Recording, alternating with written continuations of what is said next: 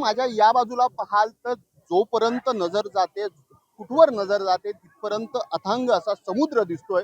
परंतु या बाजूला पाहाल तर भगवे गमछे घातलेले मराठा आंदोलक या नरिमन पॉइंटच्या समुद्र किनाऱ्यावरती तुम्हाला पाहायला मिळतील. पहिल्यांदाच मुंबईला आलात का?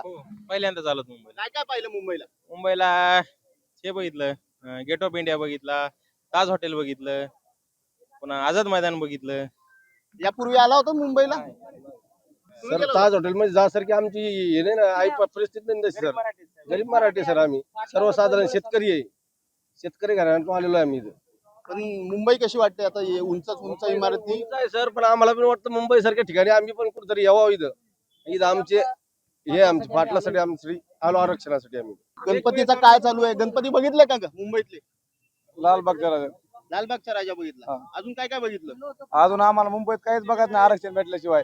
जेव्हा आरक्षण भेटेल तेव्हा की मुंबई हिंडू. समुद्र किनाऱ्यावर आलाय की फिरायला? नाही तुम्ही म्हणले काय काय बघितलं? पाटील म्हणले मी आहे आरक्षण उपोषण करतो, तुम्ही मुंबईत इकडे तिकडे फिरा. अच्छा, पाटलांनी सांगितलंय मुंबई फिरून घ्या. पण आमचा एकच हेतू आहे की आम्हाला फक्त आरक्षण पाहिजे. आमच्या गावाकडले लोक फुल पाठवायला लागले. आता भाकरी चटणी गावाकडून यायला लागले. फक्त गावाकडे येऊ नका, आरक्षण घेतल्याशिवाय गावाकडे येऊ नका म्हणतात ते.